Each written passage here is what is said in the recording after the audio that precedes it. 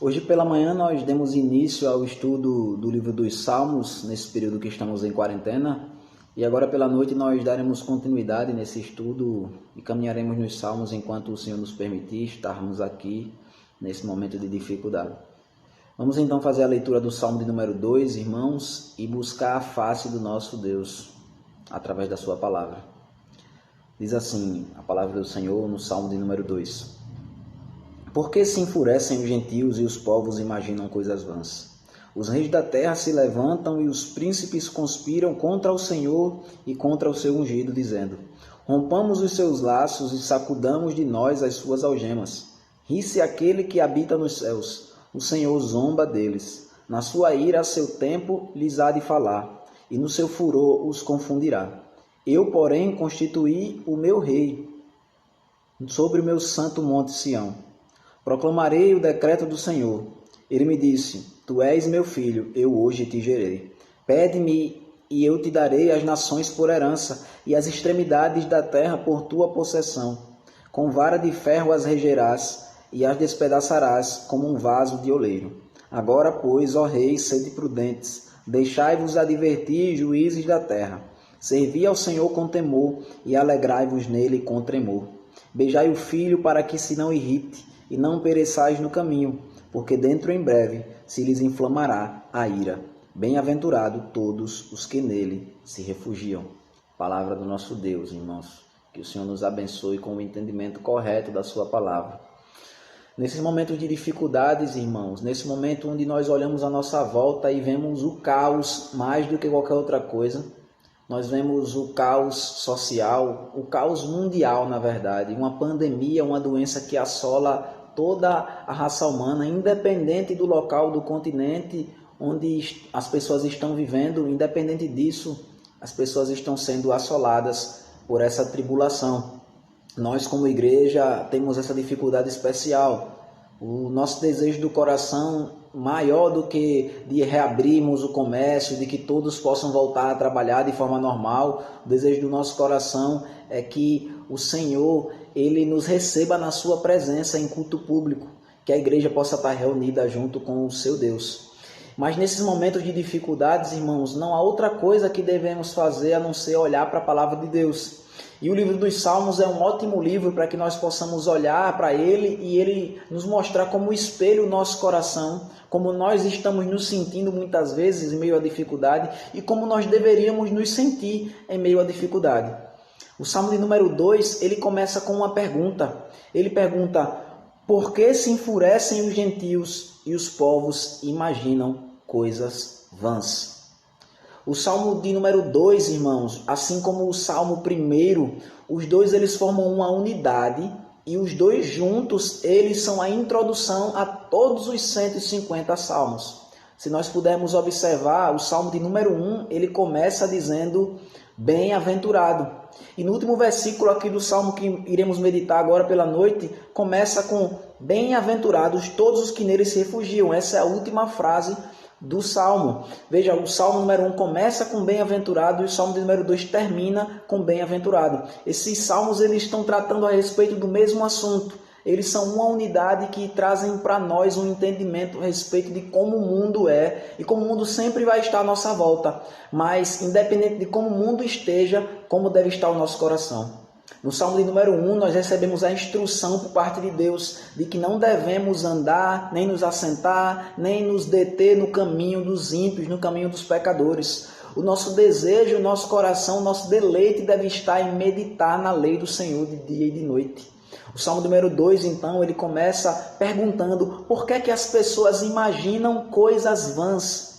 E essa palavra imaginar, irmãos, é exatamente a mesma palavra para meditar que é usado no Salmo 1. O Salmo 1 diz que o prazer daquele que é bem-aventurado, daquele que anda na presença de Deus, é meditar na palavra do Senhor de dia e de noite. O Salmo de número 2, ele fala que ao invés de meditar na lei do Senhor de dia e de noite, o ímpio, ele imagina, ele medita em coisas vãs. em coisas que não há proveito nenhum. E disso, irmãos, nós conseguimos ver a maldade do coração da humanidade. Porque ao invés de meditar em algo útil, a palavra do Senhor, que é útil para o ensino, para a repreensão, que foi inspirada pelo próprio Deus, a palavra que nos dá vida, que nos dá consolo, a palavra que pode nos transformar a vida, ao invés de meditar nela, os homens querem meditar em coisas vãs, em coisas passageiras, em coisas inúteis, em coisas que não há sentido nem significado nenhum meditar nelas. Veja, os homens eles se enfurecem contra o Senhor. Os povos estão juntos meditando em coisas vãs. A palavra do Senhor fala que os povos se enfurecem, os gentios se enfurecem e os povos imaginam coisas vãs. Em vez de olharmos para Deus, em vez de olhar para o Deus que governa soberanamente todas as coisas, os homens, eles se prendem nos seus próprios raciocínios e, inculcando-se por sábios, eles se tornam loucos. O Salmo de número 2, ele traz uma imagem à minha mente que provavelmente está contida também na imagem de Davi, que é o autor desse Salmo, conforme Atos nos informa, que é justamente a Torre de Babel.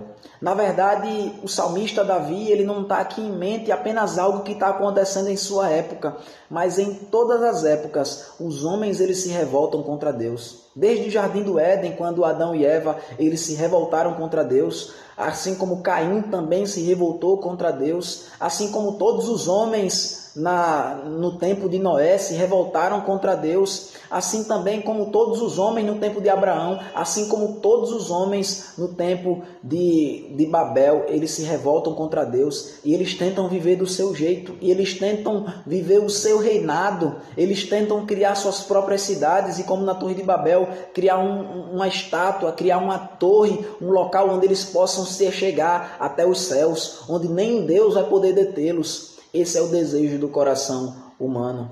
O desejo do coração humano, ele se enfurece ao pensar coisas vãs. Ele se enfurece ao se revoltar contra Deus. Ele se enfurece ao estar insatisfeito com a vontade de Deus para a sua própria vida. Vejam a palavra de Deus, o versículo 2 continua dizendo que os reis da terra se levantam e os príncipes conspiram contra o Senhor e contra o seu ungido. Vejam que aqui os reis da terra e os príncipes, eles representam todos os homens. Aqui estamos falando dos líderes dos homens, dos líderes dos reinos, dos reinados, dos povos. Eles estão na pessoa de seus líderes que os representam. Eles estão mostrando a sua revolta contra Deus e contra o ungido de Deus. Porque, irmãos, os seres humanos, eles sempre têm essa tendência de se rebelar contra Deus e contra a forma que Deus quer guiar a vida de cada um deles. O Senhor instituiu o seu ungido, o Senhor instituiu o seu rei para nos governar, o Senhor instituiu Cristo Jesus para nos liderar, para dizer como devemos viver, para que Ele seja o nosso guia, para que Ele seja o nosso exemplo, para que, olhando para Ele, nós saibamos como proceder diante de Deus. Mas os homens se revoltam contra Deus e contra o seu ungido. Mas veja como é que é essa revolta. Eles simplesmente dizem que odeiam a Deus. Eles simplesmente se colocam contra Deus e contra Jesus Cristo. Será que é isso? Simplesmente aqui o texto está falando das pessoas que com os seus lábios eles dizem Deus não existe, eu não amo a Deus. Pelo contrário, irmãos, o texto continua dizendo no versículo 3, o que é que esses homens dizem? Eles se revoltam contra Deus e contra o seu ungido, dizendo, rompamos os seus laços e sacudamos de nós as suas algemas. É assim que os homens eles se revoltam contra Deus, irmãos. É se revoltando contra a sua palavra. Eles tratam a palavra de Deus, a lei do Senhor, na qual deveriam meditar de dia e de noite para serem felizes, completamente felizes.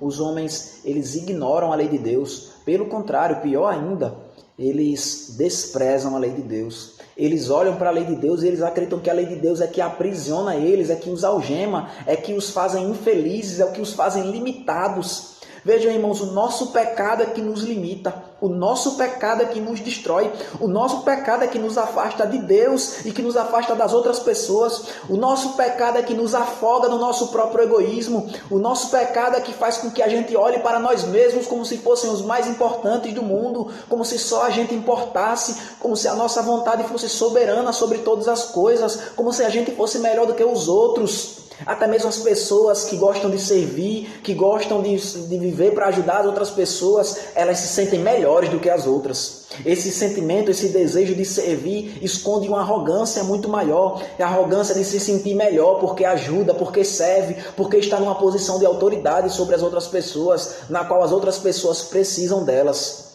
Vejam, irmãos, os seres humanos, eles preferem nós, irmãos, nós preferimos viver voltados para nós mesmos, considerando a palavra de Deus como nada, como algo que nos aprisiona. E, irmãos, obviamente, os ímpios, eles conseguem falar isso com mais liberdade, eles abrem os seus lábios para declarar essas coisas. Eles dizem que a lei de Deus aprisiona, eles falam abertamente da sua luta contra o cristianismo. Muitos homens têm a coragem aberta de falar isso. Mas nós mesmo, filhos de Deus, na igreja, fazendo parte da família do Senhor, muitas vezes é assim que nós agimos também.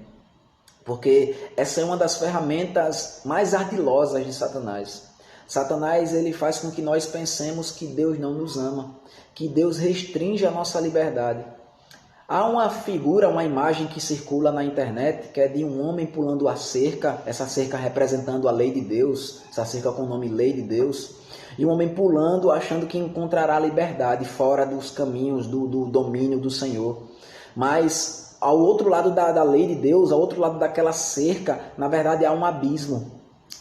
Essa imagem reflete exatamente a realidade, irmãos. Fora da lei de Deus, fora dos caminhos do Senhor, como nós vimos também no Salmo 1, só a morte, destruição e miséria. Nós ficamos acusando Deus de ser o culpado pelo nosso aprisionamento, quando na verdade é nossa desobediência a esse Deus, quando na verdade é a nossa falta de conformidade com a palavra desse Deus que tem feito com que a nossa vida não seja daquele jeito que ele deveria ser. Eu e você, nós não enxergamos Deus como Ele é verdadeiramente por conta do nosso próprio pecado. Muitas vezes vivendo uma vida dentro da igreja, vivendo uma vida religiosa, como foi o caso do apóstolo Paulo, irmãos. Veja, o apóstolo Paulo, ele era um homem religioso, ele era um homem rígido, rigoroso, radical na sua obediência ao que ele entendia ser palavra de Deus. Sendo que, na verdade, a sua conversão ela é ilustrada de uma forma muito interessante. A conversão, o apóstolo Paulo, mesmo ele vivendo aquela vida dele radical em servir ao Deus que ele achava que estava servindo, da forma que ele deveria servir, a conversão dele é ilustrada como escamas que caíram dos seus olhos. Quando Ananias chegou diante dele e disse: Paulo, Jesus Cristo te dá a visão. As escamas dos olhos daquele homem caíram e ele passou a enxergar verdadeiramente a Deus da forma correta e aos homens também. Imagina você, irmãos, o apóstolo Paulo era um homem que vivia uma vida religiosa, que conhecia o Antigo Testamento, conhecia a palavra de Deus da sua época. E ele se relacionava com Deus. Mas veja que ele se relacionava com Deus de uma forma que ele rejeitava o ungido de Deus, o próprio Cristo. Irmãos, quando eu e você, a gente se rebela contra o ungido do Senhor, contra a sua palavra, nós mostramos que nós não temos amor nenhum pelo próprio Deus. Nós estamos em rebelião contra Ele.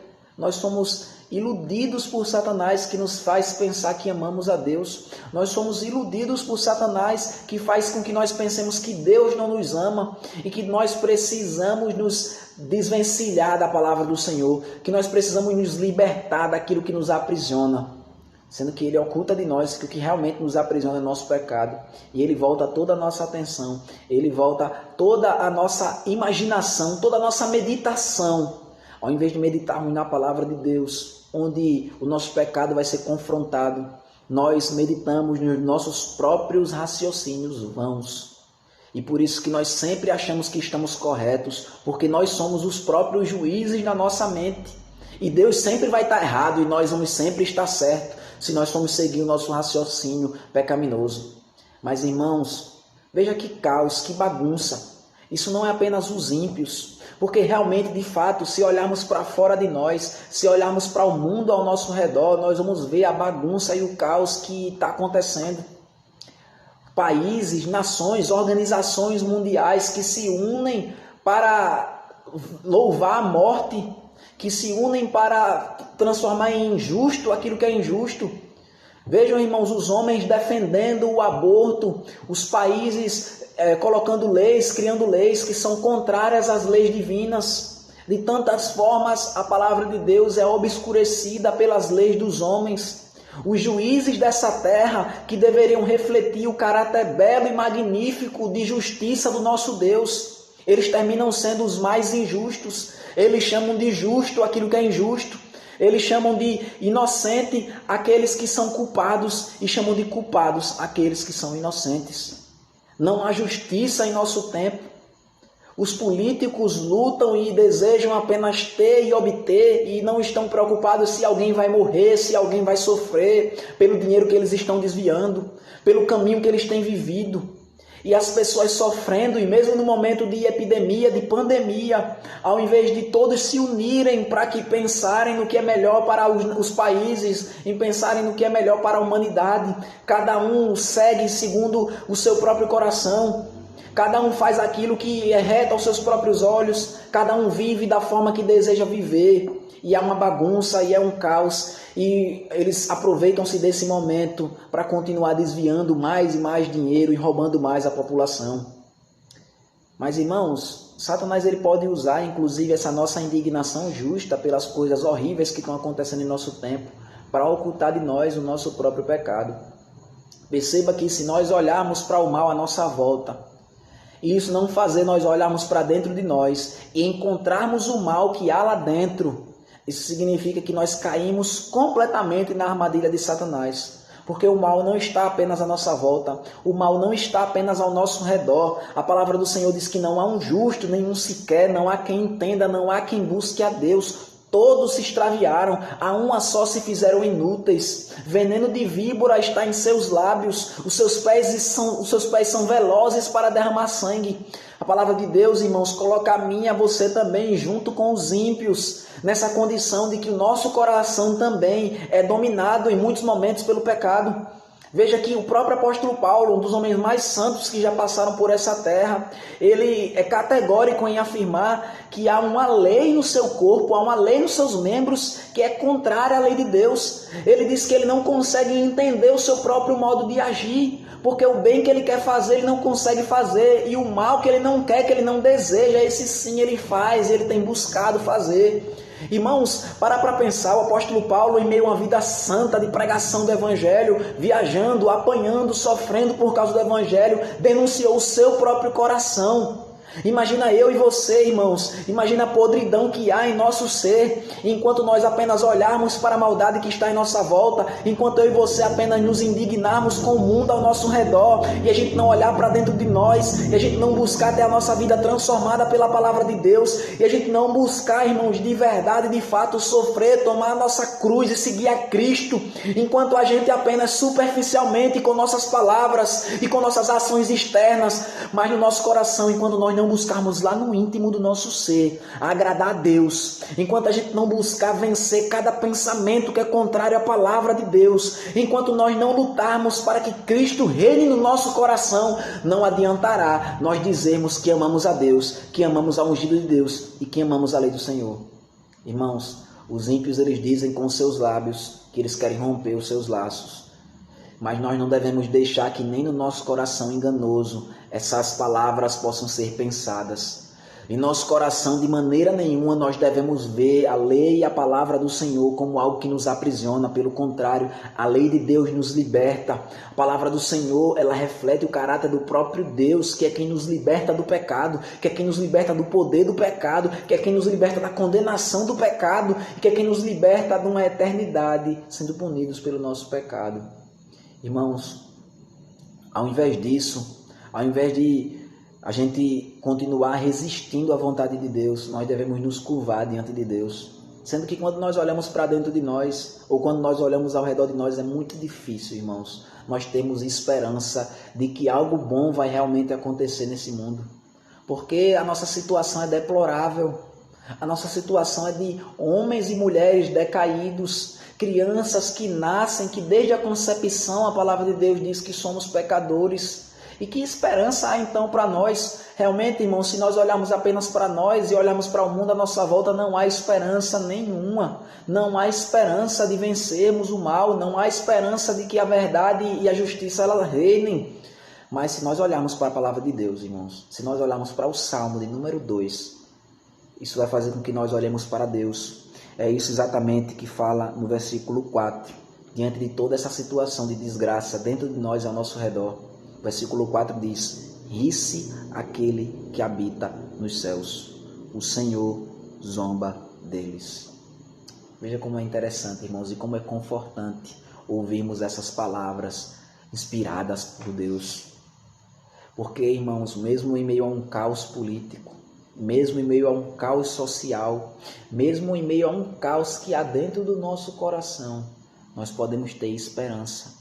Nós podemos ter esperança porque o Senhor olha para toda a situação e Ele ri. Isso não significa, irmãos, que Deus está se agradando nessa desgraça, em tudo isso que está acontecendo à nossa volta.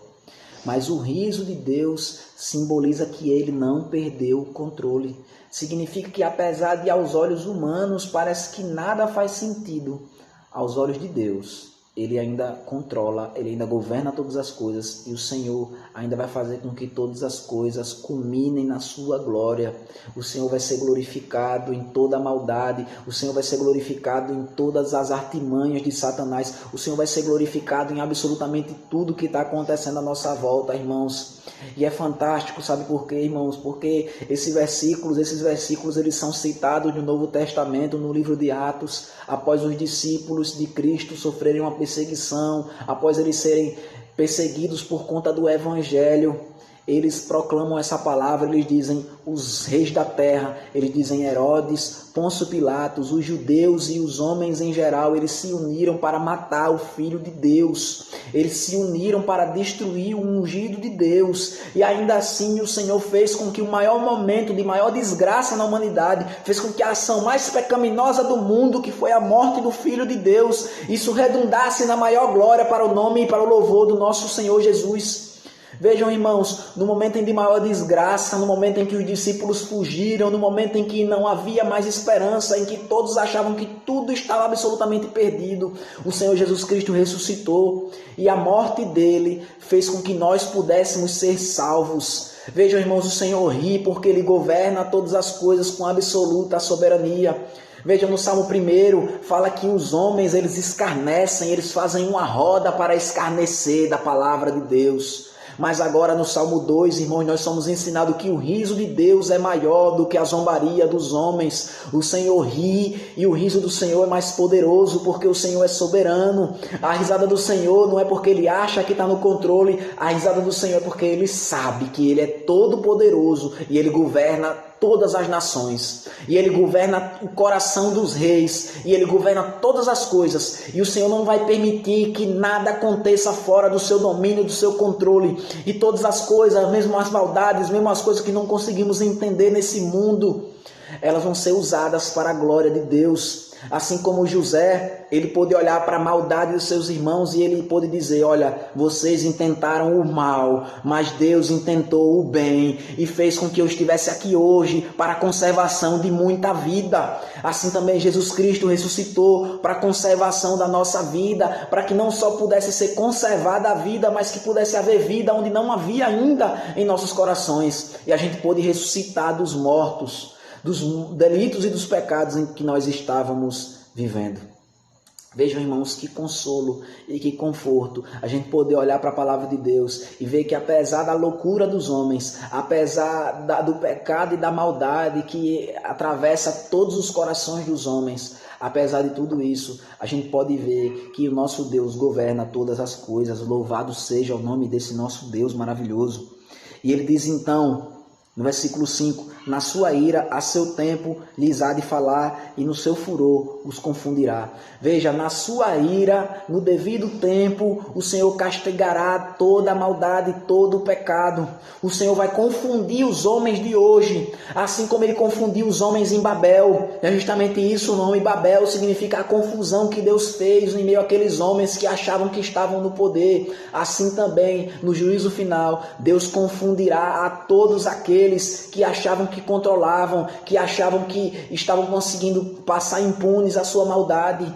O Senhor julgará todos os homens, o Senhor castigará aqueles pecadores impenitentes e o Senhor mostrará quem realmente teve o domínio em cada segundo do mundo. quem governou o universo com absoluta soberania. O Senhor diz que Ele vai castigar a ira dos homens. Ele vai castigar com sua ira os homens. E Ele diz, eu, porém, no versículo 6, constituí o meu rei sobre o meu santo monte.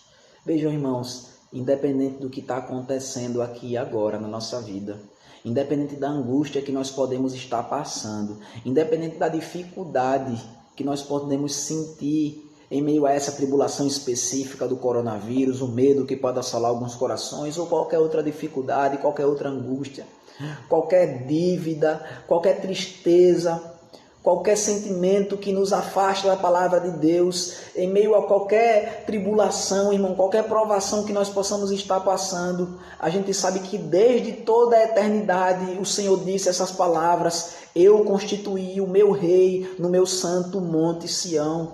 Deus ele já tinha escolhido Jesus Cristo para nos salvar, para nos libertar. Deus ele já tinha escolhido o seu Filho Jesus Cristo para que ele pudesse nos socorrer no momento de dificuldade, de tribulação, para que no meio do caos a gente possa olhar para o céu e a gente possa saber que o Senhor Jesus Cristo está assentado no seu alto e sublime trono à destra da mão direita de Deus, Pai Todo-Poderoso.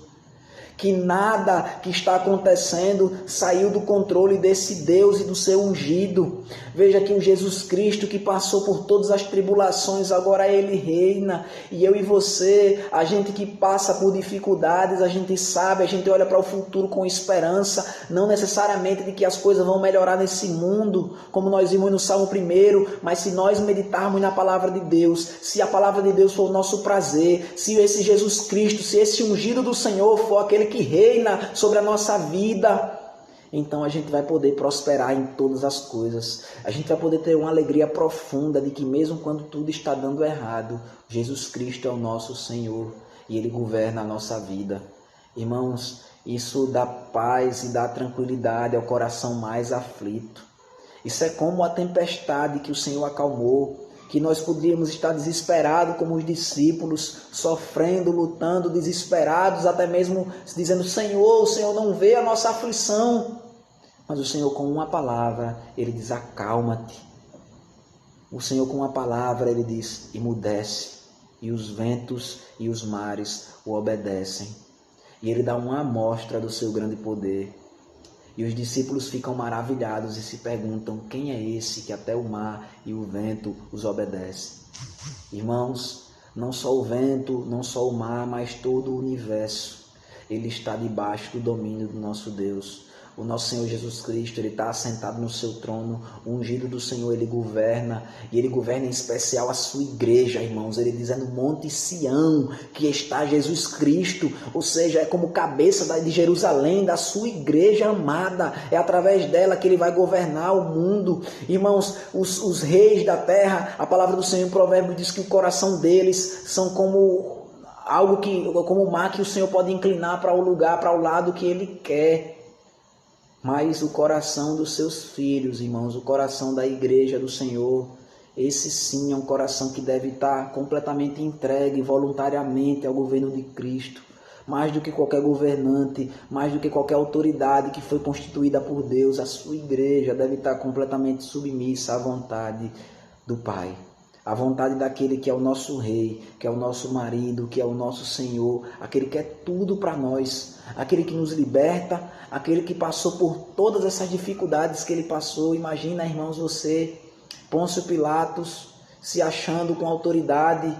Veja, mas ele se condena com seus próprios lábios quando ele diz, eu não vejo culpa nesse justo, e ele mesmo assim permite que os judeus que estavam apenas com inveja de Jesus o matassem. E Herodes tratou o nosso Senhor como se ele fosse um bobo da corte. Todos esses homens, eles vão estar diante do trono de Deus e vão ser julgados por Ele. A palavra do Senhor fala que pede-me e eu te darei as nações por herança, e as extremidades da terra por tua possessão. Com vara de ferro as regerás e as despedaçarás como vaso de oleiro.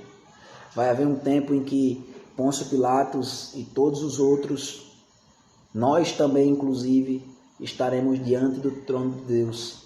E o Senhor, com seu cetro de ferro, ele vai reger, ele vai governar com poder, com autoridade, todas as coisas.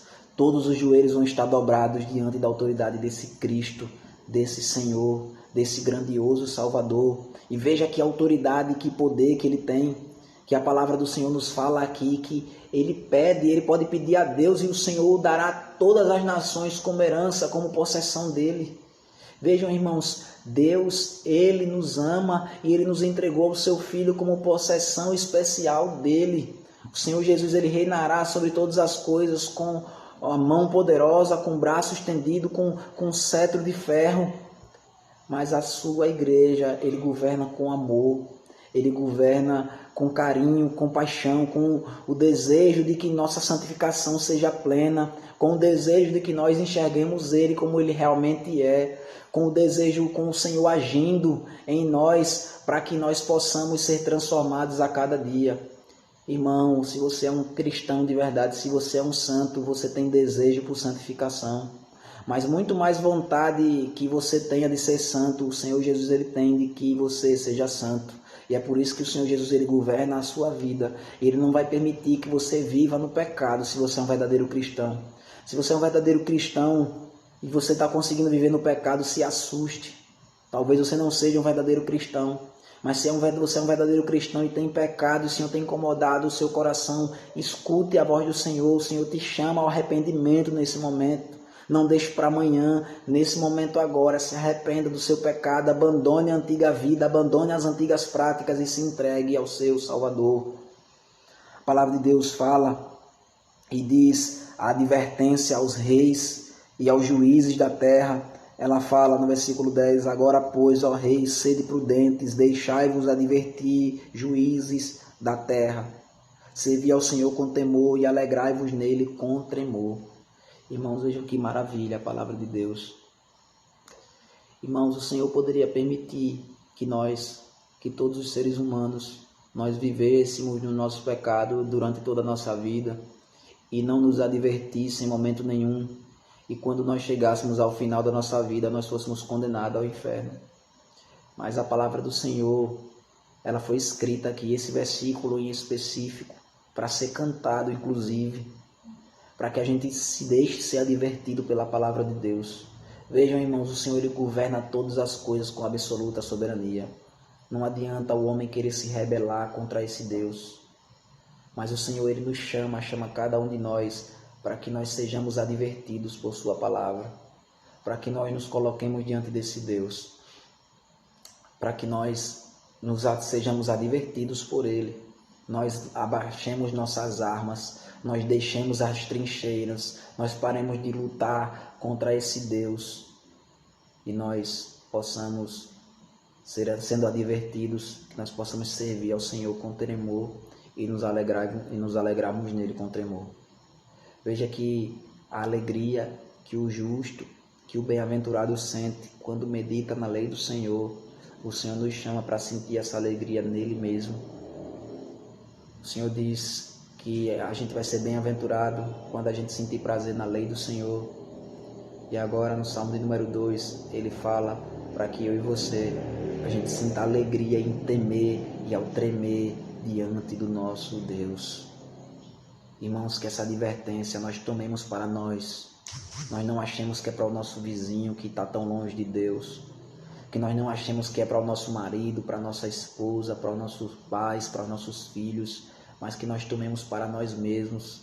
Veja que a advertência ela continua e ela diz agora, beijai o filho para que se não irrites e não pereçais no caminho. Lembra, ele tinha falado do caminho dos ímpios, que muitas vezes nós temos andado, irmãos. E agora ele fala que esse caminho dos ímpios, dos pecadores, essa roda dos escarnecedores, é o caminho e é o lugar onde vão perecer aqueles que não se curvarem, que não se submeterem, que não buscarem ao Filho em submissão. Que nós busquemos ao Filho de Deus, a Jesus Cristo. Porque, irmãos, se Deus ele matou o seu próprio Filho por causa do nosso pecado, imagina o que ele não vai fazer comigo e com você se nós insistirmos em viver uma vida no pecado. O Salmo termina dizendo que dentro em breve se lhe infamará a ira, mas que são bem-aventurados todos os que neles se refugiam. Veja, irmãos, há um lugar onde eu e você a gente pode se refugiar dessa loucura e desse caos no mundo. Há um lugar onde eu e você a gente pode ter paz e firmeza. Há um lugar onde a gente pode ter consolo e onde a gente pode ter deleite, prazer. E esse lugar é no Senhor Jesus Cristo, confiando e olhando para o seu sacrifício, para a sua vida, para a sua morte, para a sua ressurreição, sabendo que Ele fez tudo isso por nós. A gente se agarrar, se apegar à obra dele, e em vez agora da gente querer romper os laços e os grilhões da vontade do Senhor, a gente agora pode dizer: Senhor, me aprisiona e eu quero te servir com temor e com tremor, eu quero te servir em submissão ao Filho, eu quero ser aprisionado pelo teu amor. Como o apóstolo Paulo falou, que o amor de Cristo o aprisiona, o constrange, e nós possamos também, irmãos, ser aprisionados e ser constrangidos pelo amor do nosso Senhor Jesus. Que Deus nos abençoe, irmãos, e a gente possa ser consolado e ser confortado em meio ao caos que nós vivemos. Amém.